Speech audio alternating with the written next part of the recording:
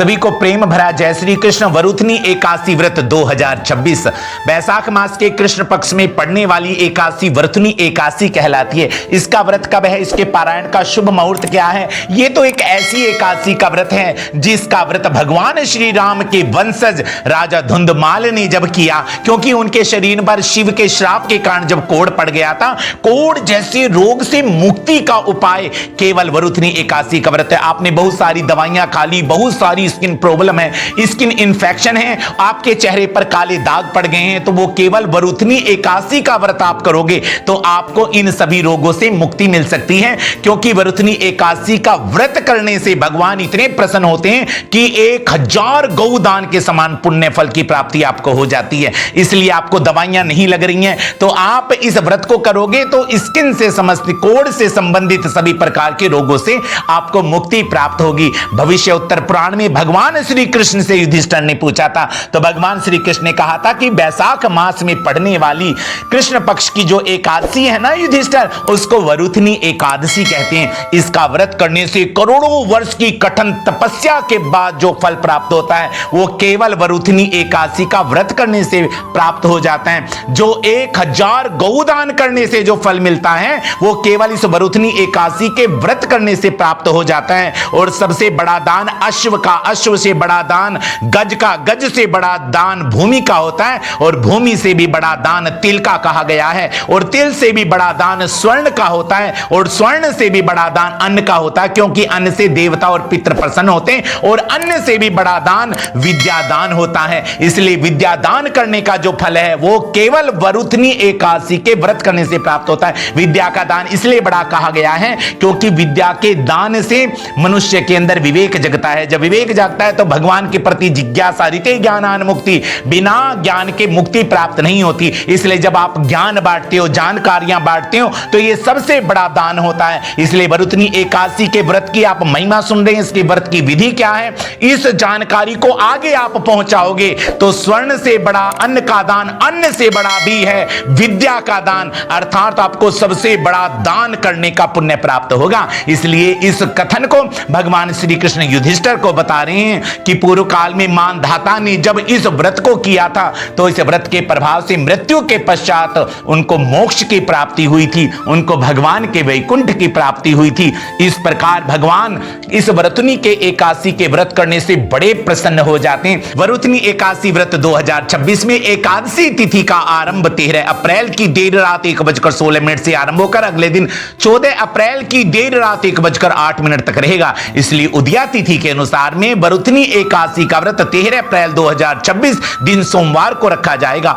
और इसके पारायण का जो शुभ मुहूर्त रहेगा वो 14 अप्रैल की सुबह को 6:54 से आरंभ होकर सुबह के 8:31 के मध्य कर लें। इसलिए इस व्रत को किस विधि के अनुसार करना चाहिए, इस व्रत को किस प्रकार करना चाहिए कि कोढ़ से संबंधित सभी रोगों से मुक्ति मिल जाए, जीवन के संकट दूर हो जाए, सभी मनोकामनाएं भगवान विष्णु हमारी पूर्ण कर दें, और हमारे लड्डू गोपाल हमारे पूजा कक्ष में प्रसन्न होकर सदा हमारे परिवार के ऊपर अपना आशीर्वाद बनाए रखें। तो चलिए चलते हैं। इसलिए 10वीं तिथि यानी कि 12 अप्रैल को आपने ब्रह्मचर्य का पालन करना है, चावलों का त्याग करना है, और तामसी चीजें जैसे लहसुन है, प्याज है, मांस आदि का सेवन ना करें। ब्रह्मचर्य का पालन करते हुए रात्रि में धरती पर शयन करें, और सुबह 13 अप्रैल को ब्रह्म मुहूर्त में यानी कि सूर्य उदय होने से पहले उठ करके गंगा जल अपने स्नान वाले जल में डालकर स्नान करें। उसके बाद शुद्ध वस्त्र पहनकर अपने पूजा कक्ष में गंगा जल छिड़क के पूरे घर में गंगा जल डाल दें, और फिर हाथ में गंगा जल लेकर तुलसी पत्र लेकर के अपने व्रत का संकल्प करें।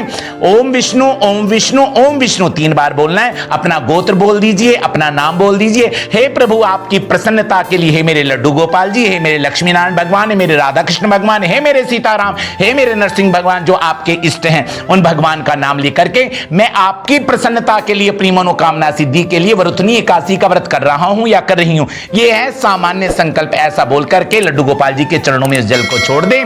उसके पश्चात में पंचामृत से ओम नमो भगवते वासुदेवाय मंत्र बोल करके अपने लड्डू गोपाल जी को स्नान कराएं। शालिग्राम भगवान यदि आपके पास हैं उनको भी स्नान कराएं। उसके पश्चात में शुद्ध जल से स्नान कराकर, पीले वस्त्र पहनाकर, पीले पुष्प चढ़ाकर, पीला केले का फल चढ़ाकर, और भगवान को नैवेद्य के रूप में मिश्री माखन रख दीजिए। तिल से बनी हुई वस्तुओं को रखकर तुलसी पत्र डालकर घंटी बजाकर उनको भोग लगाएं। उसके पश्चात पश्चात में भगवान के वरुथनी एकादशी व्रत की कथा को सुने। उसके पश्चात में ओम नमो भगवते वासुदेवाय मंत्र का कम से कम 108 बार जाप करें। याद रखें, एकादशी के दिन तुलसी माता को जल नहीं चढ़ाया जाता, तुलसी माता के पत्र नहीं तोड़े जाते, तुलसी माता का स्पर्श नहीं किया जाता, क्योंकि तुलसी माता भी भगवान नारायण की प्रसन्नता के लिए एकादशी का व्रत करती हैं। इसलिए 10वीं तिथि के दिन ही आप तुलसी के पत्तों को तोड़ करके एक शुद्ध वस्त्र में लपेट करके सुरक्षित स्थान पर या अपने फ्रिज में रख सकते हैं और अगले दिन तुलसी के इन्हीं पत्रों के साथ में पूजन करें। भोग में भगवान के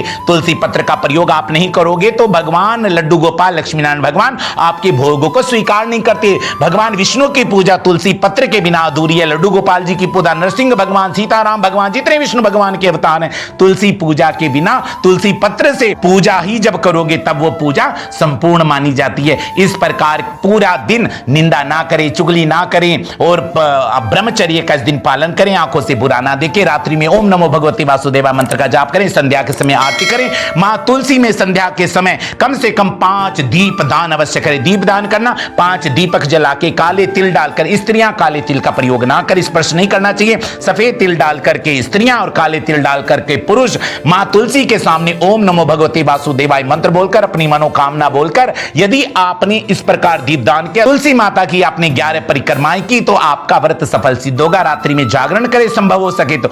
अगर जागरण नहीं कर सकते तो भगवान के नामों का उच्चारण करते शयन करें और अगले दिन शुभ मुहूर्त में यानी कि 14 अप्रैल को पारायण का जो शुभ मुहूर्त है वो सुबह के 6:54 से लेकर सुबह के 8:31 के बीच में पारायण। भगवान लड्डू गोपाल जी को स्नान कराए, उनका चरणामृत हो, एक तुलसी का पत्ता हो, एक चावल का दाना। हे प्रभु, ये सारी एकादशी व्रतनी का व्रत का फल आपके चरणों में समर्पित करते हुए मैं व्रत का पारायण कर रहा हूं या कर रही हूं।